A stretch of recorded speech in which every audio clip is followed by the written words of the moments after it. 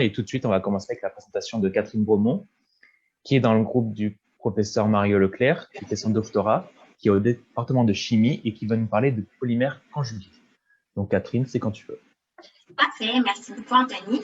Alors, merci d'être présent aujourd'hui pour ma présentation. Comme Anthony l'a dit, je suis une étudiante au doctorat sous la direction du professeur Mario Leclerc. Puis aujourd'hui, je vais vous parler de développement de polymères conducteurs pour application en électronique imprimée. Le premier sujet que je vais aborder avec vous, c'est le domaine de l'Internet des objets qui est vraiment en pleine expansion, puis qui permet de regrouper plusieurs appareils pour qu'ils puissent communiquer entre eux, mais aussi avec leurs utilisateurs. Donc, facilement, on peut penser au téléphone intelligent, à la domotique, mais il y a aussi un autre domaine qui pourrait changer beaucoup la façon dont nous consommons, qui est celui de l'emballage intelligent. Avec l'emballage intelligent, on peut apposer des dispositifs sur des différents produits, autant dans le domaine de l'alimentation, du domaine pharmaceutique ou des produits de luxe. Puis, ces dispositifs-là vont nous permettre de mesurer les variations de pH, d'humidité, de température ou les vibrations excessives. Puis, de cette façon-là, on va pouvoir s'assurer qu'on sert un produit de qualité au consommateur. Le principal problème présentement, c'est que ces dispositifs-là sont faits à partir de métaux conducteurs, comme l'argent, le cuivre ou encore l'indium, qui vont apporter plusieurs problèmes environnementaux, notamment le e-waste, qui représente les déchets générés par nos appareils électroniques. Donc, en 2016, on a rejeté 45 millions de tonnes métriques de e-waste. Ça correspond à 4500 fois la tour Eiffel. Puis de ça, il y a seulement 15 qui ont été recyclés. On voit donc que c'est très important de trouver une alternative aux métaux conducteurs, particulièrement si on veut faire des dispositifs qui se retrouveraient sur l'emballage de plusieurs produits. C'est pourquoi, de plus en plus, on croit qu'on pourrait se tourner vers l'électronique organique, qui permet de synthétiser différentes molécules organiques conjuguées, comme les polymères conjugués que vous voyez ici, qui sont des matériaux recyclables qu'on peut mettre en œuvre sous forme d'encre dans des solvants verts pour faire une impression en gros volume sur des substrats flexibles. Ça nous permettrait donc de produire des dispositifs recyclables et à faible coût. Pour le domaine de l'emballage intelligent, pour faire des senseurs de température puis d'humidité, il y a un matériau qui est présentement très prometteur, c'est celui-ci qui est le PIDOT PSS, qui est un polymère qui est déjà produit en grand volume, puis qui est utilisé dans le domaine de l'électronique, de l'énergie, puis de la biologie. Par contre, il existe quand même plusieurs problématiques à l'utilisation du PIDOT PSS. Donc, premièrement, on voit que c'est un mélange de deux polymères, le PIDOT qui est ici, puis qui est la partie conductrice, mais il faut toujours le mélanger au PSS, qui va jouer le rôle d'agent oxydant grâce à ses groupements acides sulfoniques. Donc, premièrement, comme le PSS ne va pas être conducteur, il va plutôt contribuer à diminuer la conductivité. Donc, on va avoir une conductivité qui est d'environ 1 sixième centimètre, ce qui est assez faible. Ensuite, dans un deuxième temps, le PIDOT, c'est un matériau qui est très rigide. Il va donc être insoluble, mais le PSS va permettre d'en faire une dispersion stable en eau. Par contre, comme on peut voir ici, on va avoir plusieurs problèmes pour le filtrer, puis ça va apporter d'autres problèmes pour la mise en œuvre, notamment pour l'impression par jet d'encre, puisque le matériau va venir boucher les bus des imprimantes. Également, je vais vous en parler un peu plus en détail tout à l'heure, mais c'est un matériau qui est très sensible à l'humidité. Donc, c'est problématique si on veut faire des senseurs de température, puisqu'on veut seulement être capable de détecter un paramètre à la fois. C'est pourquoi, pour mon projet, je vais vouloir développer des nouveaux polymères conducteurs pour des applications en électronique imprimée, particulièrement pour des senseurs d'humidité et de température. Donc, plus précisément, je vais vouloir synthétiser des nouveaux polymères autodopés et solubles dans l'eau qui vont être conducteurs, stables sur leur forme oxydée qui est la forme conductrice et imprimable. Je vais utiliser une stratégie qui a été développée il y a environ 25 ans, qui est celle des polymères autodopés. Donc, la principale différence avec le PIDOT PSS, c'est que le groupement acide sulfonique qu'on voit ici est attaché de façon covalente à la structure du polymère, ce qui devrait, premièrement, nous permettre d'éviter de diluer la conductivité. Donc, on s'attend à des plus hautes conductivités, une meilleure solubilité, puis aussi une plus grande stabilité. Par contre, à l'époque, il y a 25 ans, les matériaux étaient tous synthétisés par polymérisation oxydative, qui est une méthode très simple, mais qui limite la variété de polymères qu'on est capable de synthétiser, ainsi que la qualité des polymères obtenus. Donc, qu'est-ce qui me permet, 25 ans plus tard, de revisiter les polymères autodopés? C'est qu'on a accès à des nouveaux outils synthétiques, notamment la polymérisation par hétéroacylation directe, qui va nous permettre de synthétiser une grande gamme de matériaux qui vont également avoir des très bonnes propriétés puis des très bonnes performances. On voit aussi qu'on est capable de diminuer la quantité de solvant organique qu'on utilise pour la remplacer par de l'eau, ce qui va nous permettre d'en faire une synthèse beaucoup plus vite.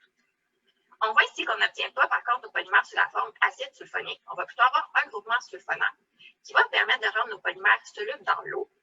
Puis, pour qu'ils soient conducteurs, on va devoir effectivement faire une solution de polymère dans l'eau qu'on va passer dans une résine échangeuse d'iode. Donc, ça va permettre de protoner les groupements sulfonates pour obtenir des acides sulfoniques. On voit qu'effectivement, grâce à ça, on va venir diminuer de beaucoup le pH de notre solution. Puis, en milieu acide, l'oxygène va être vraiment un meilleur oxydant qu'en milieu neutre ou basique. Donc, grâce au groupement acide sulfonique, on va permettre à l'oxygène d'être suffisamment oxydant pour aller arracher un électron à notre polymère, ce qui devrait le rendre conducteur. On constate aussi qu'on observe un changement de couleur entre les deux formes. Donc, plus précisément, qu'est-ce qui va se passer? Alors, ici, on a la forme neutre qui ne va pas être une forme conductrice, mais lorsqu'on vient arracher un premier électron, on vient former un radical cation qu'on appelle aussi polaron. Puis, si on arrache un deuxième électron, on vient former un dication qu'on appelle un bipolaron. C'est vraiment les deux formes polaroniques qui vont être conductrices puisqu'ils possèdent un défaut de charge qui va permettre un déplacement des électrons, ce qui va générer notre courant. Puis, comme on apporte des changements dans la structure du polymère, on va aussi avoir un changement dans le spectre d'absorption, donc un changement de couleur.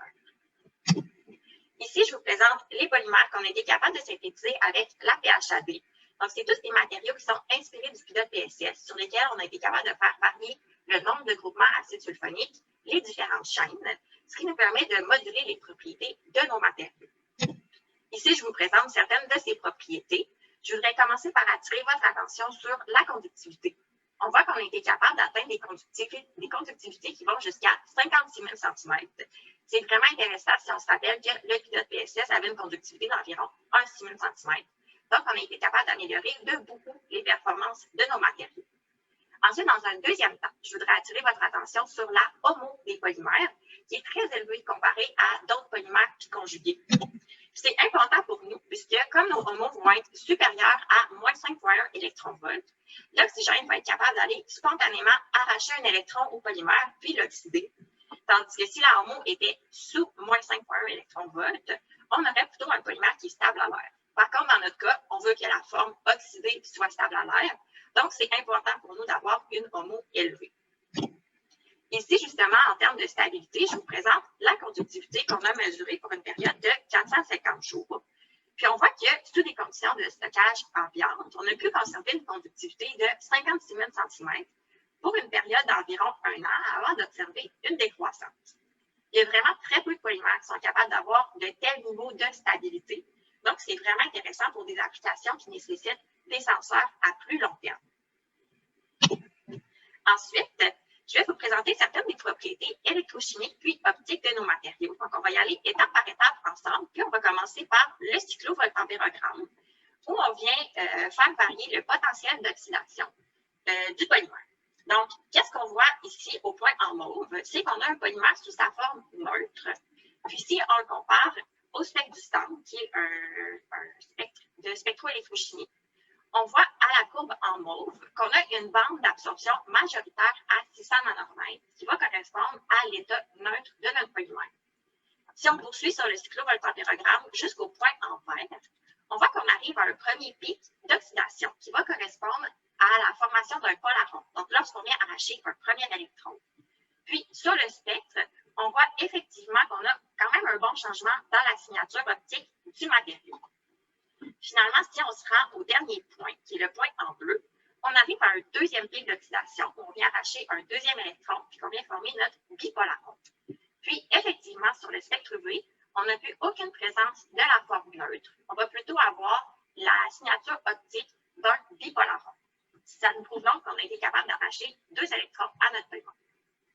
Finalement, si on s'en va sur le dernier graphique, c'est la conductivité in situ. Puis dans ce cas-là, on vient mesurer la conductivité en fonction du potentiel d'oxydation. Donc, à des bas potentiels d'oxydation, on a une conductivité qui est très faible. C'est normal puisqu'on est sous notre forme neutre.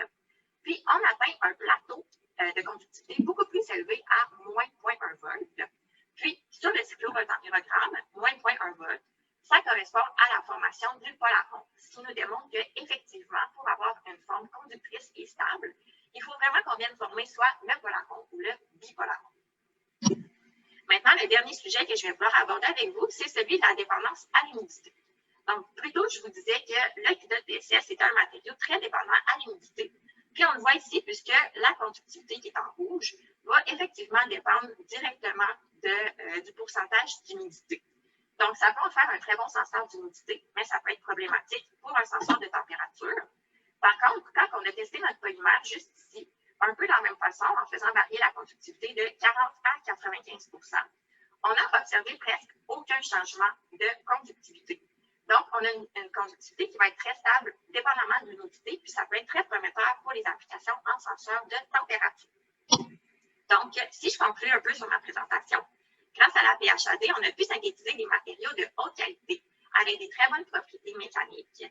Les conductivités qu'on a obtenues sont élevées et stables.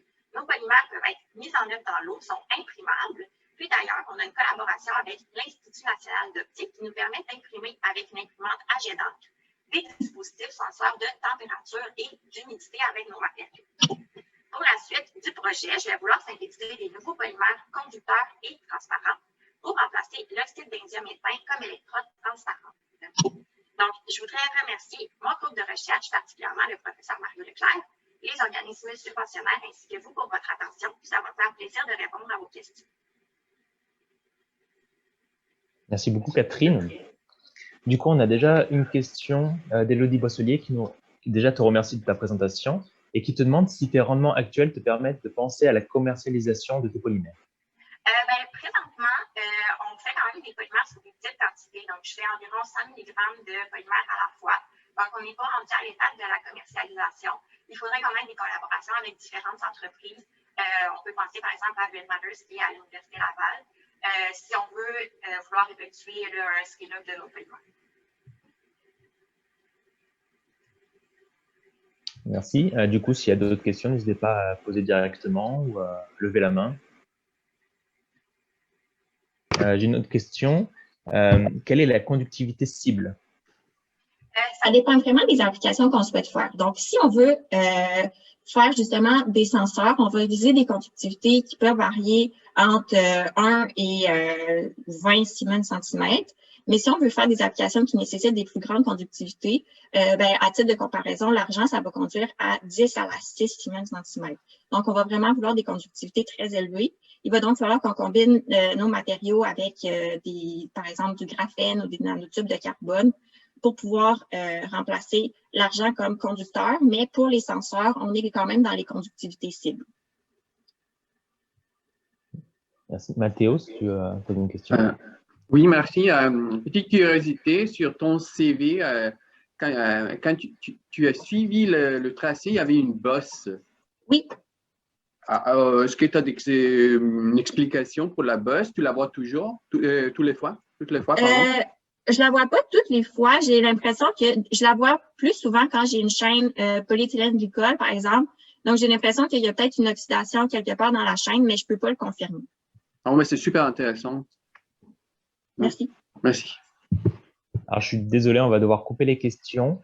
Par contre, Jacopo a mis une question dans le chat. Donc, Catherine, je t'invite à lui répondre directement. Oui, ça va me faire plaisir. Et j'ai une autre question aussi de Philippe Péroide. Parfait, merci. Merci beaucoup, Catherine.